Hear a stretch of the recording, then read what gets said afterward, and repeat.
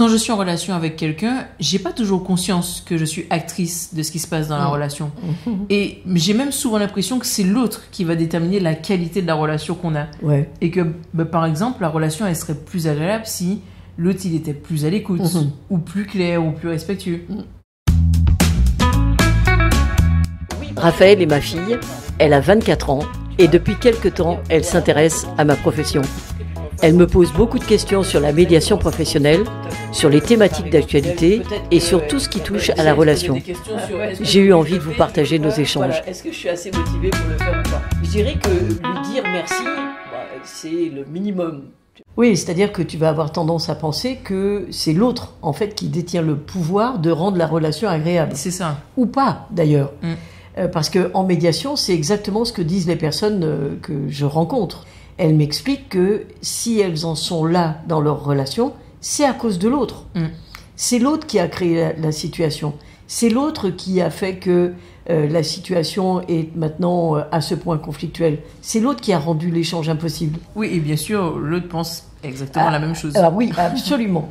Et ça, certainement que si la première entendait ce que disait la seconde, tu vois, peut-être que ça pourrait faire changer des choses. Voilà, donc c'est cette idée que chacun donne à l'autre un pouvoir relationnel qu'il ne s'accorde pas à lui-même. Alors que, évidemment, nous avons chacun notre part dans ce qui se joue dans une relation. Oui, dans toute interaction, on a une façon particulière d'entrer en relation avec les autres. Ouais. Et cette manière-là de faire, elle n'est jamais sans conséquence. Ah ben, on en a fait l'expérience plein de fois. Toi et moi, on a pu le constater pour les autres et pour nous. C'est-à-dire que quand nous sommes aimables, quand nous sommes sympathiques avec des commerçants, par exemple, le retour, t'as vu, le retour en sympathie, il est immédiat. Ah oui, clairement. Un sourire, une parole chaleureuse, et puis tout de suite, l'échange devient agréable. Et c'est pas du tout difficile d'imaginer que si nous avions été froides, pas sympathiques, je vais même dire antipathiques, ce moment de connexion, ce moment de partage, ce moment de sourire, il n'aurait jamais existé. Oui, donc ce langage qu'on choisit d'adopter, il va déterminer comment nous recevons l'autre, comment nous l'écoutons, comment nous réagissons. Et en fait, c'est important de connaître l'éventail de ces langages-là pour comprendre le rôle qu'ils jouent dans nos postures relationnelles. Et d'ailleurs, il existe 5 langages qui ont été identifiés par l'ingénierie systémique relationnelle. Et chacun d'eux détermine la manière dont on est en lien avec l'autre. Oui, c'est-à-dire en fonction du langage que tu vas adopter, la qualité de la relation change complètement. Enfin, c'est évident, quoi. Oui, c'est notre manière de réagir, de dire, d'exprimer qui va créer l'espace pour l'échange ou au contraire qui va le limiter. Ah, c'est exactement ça. Alors, tu vois, ce qu'on pourrait faire là, c'est partir du langage, je dirais, pour le qualifier, le moins agréable à vivre dans une interaction, pour aller vers celui avec lequel il est le plus facile d'avoir des relations de qualité. Ça te va ? Ok. Alors, le premier langage qui a été identifié par l'ISR, l'ingénierie systémique relationnelle, c'est celui de l'antipathie. Bon, tout le monde le connaît, l'antipathie, c'est vraiment le langage du rejet total. Voilà, avec ce langage-là, il n'y a pas de place pour l'échange. L'autre, il est exclu de la relation. Je ne t'aime pas et je te le montre bien. Oui, c'est typiquement la posture d'adversité complètement assumée, quoi. Ouais. En fait, c'est le moment où on va condamner l'autre et où on refuse tout dialogue avec lui. Exactement. Et tu vois, pour donner une situation, c'est par exemple au travail où un de mes collègues va proposer une idée en réunion et tout de suite, dès qu'il prend la parole, je dis attends, non mais franchement, ton idée, je le sais déjà, elle est absurde. Ça t'arrive jamais de réfléchir avant de parler, tu vois ? Là, mais c'est même pas une critique constructive en plus. Là, c'est juste un rejet pur et simple. Et on constate que la discussion, elle est fermée avant même d'avoir commencé.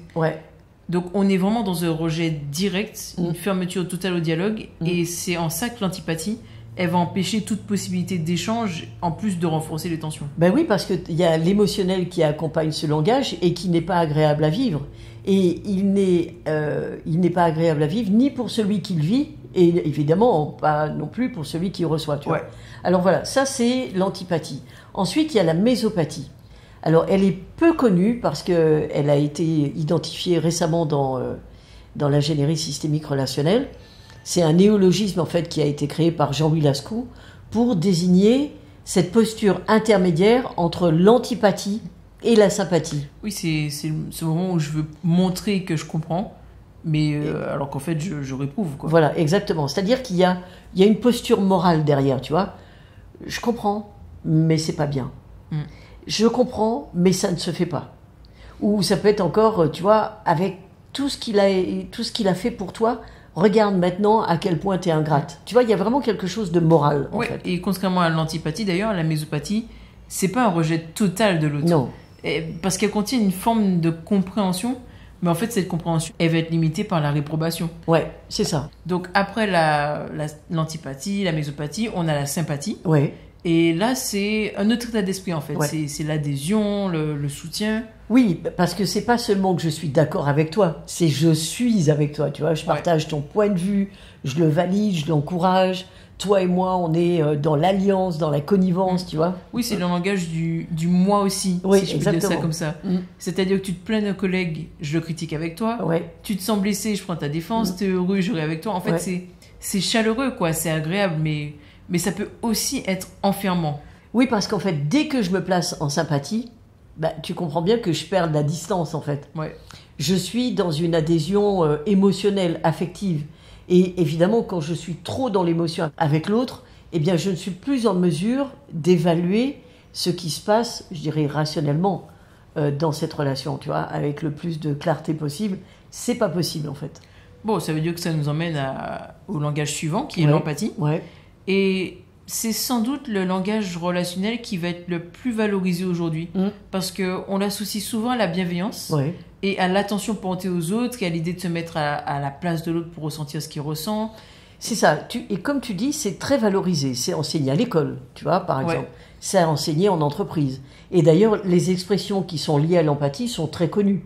Alors, c'est je comprends ce que vous ressentez, si je comprends bien, vous êtes déçu, ou je sens que vous n'êtes pas content. Oui, il y a beaucoup de ressentis, quoi. Alors, il y a beaucoup de ressentis et il y a aussi beaucoup de je. C'est-à-dire que je, hein, c'est un je qui exprime ce qu'il pense que l'autre ressent. Ouais. Tu vois ce que je veux dire ? Tout à fait, ouais. Donc, en fait, c'est pas l'autre qui parle de ce qu'il vit, c'est moi qui mets des mots sur ce que l'autre vit, selon ce que moi je comprends. Donc, selon mon référentiel. Et ça, évidemment, c'est une limite, tu vois ? Oui, parce que, en fait, c'est mon référentiel, donc je ne suis pas toi. Ouais. Je crois ressentir ce que tu ressens, mais ce que je ressens, c'est que moi, je vivrais si j'étais dans ta situation. Exactement. Et c'est là, d'ailleurs, qu'apparaît un langage qui ne cherche ni à consoler, ni à adhérer, ni à recadrer.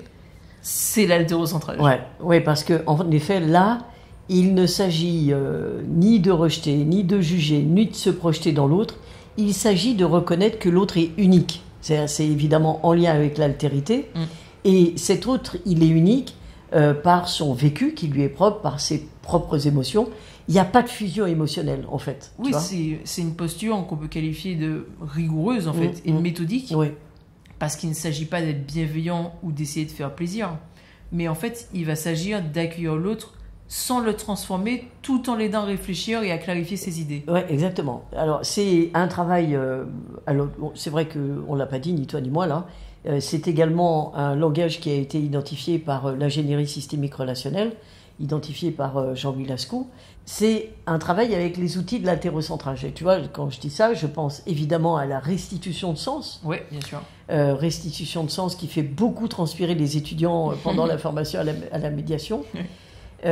Mais c'est une manière de communiquer qui est très précise et évidemment qui requiert un apprentissage, tu vois. Ouais. Parce que, en fait, parce qu'on a tous des habitudes, on veut reformuler, on veut rassurer, interpréter, valider ce que l'autre dit, alors que là, c'est comme s'il était question de suspendre tout ça, suspendre toutes nos habitudes, pour ne pas faire de projection, pour ne pas prêter d'attention. Et ça, c'est pas évident quand même. Et comme tu l'as dit, pas de reformulation non plus. J'insiste un peu là-dessus parce que ça, c'est une technique qui se retrouve dans beaucoup de... D'autres modélisations. D'autres modélisations, exactement. Ouais. Alors, tu vois, il y a un exemple qui pourrait être pris. T'imagines quelqu'un qui dit, par exemple... je suis toujours obligé de... Ah, moi j'en ai marre, parce que je suis toujours obligé de répéter les mêmes choses. Il n'y a personne qui retient rien. Se mettre en haltérocentrage et faire une restitution de sens, c'est faire une déduction logique de ce que cette personne est en train de dire. Et là, par exemple, ce serait de pouvoir lui dire, ce que vous dites, c'est que jusqu'à maintenant, vous n'avez pas trouvé encore comment dire les choses pour que votre message soit retenu sans que vous ayez à le répéter. Ouais, tu vois ? Absolument. Parce que l'haltérocentrage, c'est, comme son nom l'indique, c'est le langage, j'ai déjà dit mais je le répète, c'est le langage de l'altérité, celui par lequel l'autre se sent et est reconnu, entendu, tu vois, etc. Ce que je disais au début, c'est qu'on ne se rend pas toujours compte qu'on est aussi acteur de ce qui se passe dans une relation. Ouais. Et pourtant, on voit qu'on jongle malgré nous entre tous ces langages. Et l'idée, là, en fait, ce serait... Enfin, je t'interromps, mais c'est ça, on jongle, mais sans conscience particulière. C'est ça. Et l'idée, en fait, ce serait de pouvoir travailler sur le choix conscient du langage qu'on adopte. Oui, exactement. Et je pense que là, c'est la vraie liberté dans la communication qu'on a avec les autres. Exactement.